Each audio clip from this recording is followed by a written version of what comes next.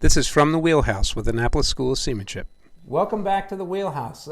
Captain John Martino here, coming to you from Annapolis School of Seamanship with Todd Lochner from Lochner Law Firm. Can be found at boatinglaw.com. And it's been a little bit since we were in the Wheelhouse. It was a crazy summer, super busy, and so we're just getting back into the Wheelhouse now, and it's a beautiful fall day. And we just had a solar, what was it, a mass ejection, a coronal mass ejection. That was, northern lights were visible. All the way this far south. Pretty amazing. Yeah, 2 days. And so we're starting today with a 3-episode series focused around liabilities around doing captain work. So we're going to put it into 3 episodes. The first episode about deliveries. What do you have to know about doing delivery work as a professional captain? We're going to talk about charters in the next episode, and then we're going to talk about doing training, onboard training. And I think, Todd, that a lot of captains are going to be surprised at some of the liabilities that they're exposed to if they don't properly protect themselves. Oh, indeed. And every time I've given any sort of speech similar to this topic, the response has been, "Oh my God, can't believe that I have been doing this wrong for so long," or, "Oh my God, I've had the same problem and I had to pay a bunch of money." Yeah. Well, the old saying, it's better to be lucky than good. And the other one is an ounce of prevention is worth more than the pound of cure. Yeah, for sure. I personally know of several captains I'm sure you know of many more, who've lost a lot. One guy lost his house and he was doing training work. And so let's dig in on the delivery stuff.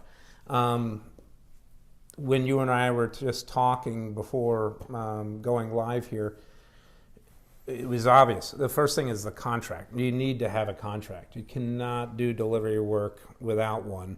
But let's talk about some of the components of that. Sure. What are the things that we have to be thinking of with that contract? As much as it's absolutely obvious that it's the contract, you would be surprised. When I first started doing this work, we were at a spot where captains and owners would spit on their hand and shake it, and that was the deal. And it was just amazing to me that was the vast majority of what was going on. Over the course of time, dating myself here, but 20 plus years of, almost 25 I guess, 26 of doing this, we now have the opposite scenario where everybody fully understands that you need the contract. However, I have had the file defending captains with absolutely no contract as recent as 2 or 3 years ago, which is kind of mind-blowing, but underscores the first point. You must have a contract. Well, this is crazy to me. I mean, it's crazy to me because, like, the values of the boats, it was one thing if you're delivering a $20,000 sailboat, 25 years ago. People still didn't appreciate the liabilities, but now when you're delivering $1.5 million trawler or something, something even more or bigger. Not having a contract, that could be it for you. It has been it for several persons, and that's what we try to help them avoid. This is, again, the ounce of prevention, pound of cure scenario. I would much rather to take $1,000 rather than $100,000. Defending something. So easier to pay for the $1,000 of protection as opposed to the $100,000 defending. Your question that I want to circle back to is what needs to be in that contract. And there are several things that are super important. I mean, we could spend 3 episodes alone getting into the minutia, but the big overarching issue is you need to make sure that you and the company that's actually signing the contract, because the captain themselves probably are not going to be the one, it's going to be a corporate entity that they start, are added as additional assureds on the owner's insurance policy. That's huge item number 1, and we can get more depth about that. Second huge item is the captain does not want to be the Jones Act employer of any crew who are needed for that delivery. That is horrific scenario.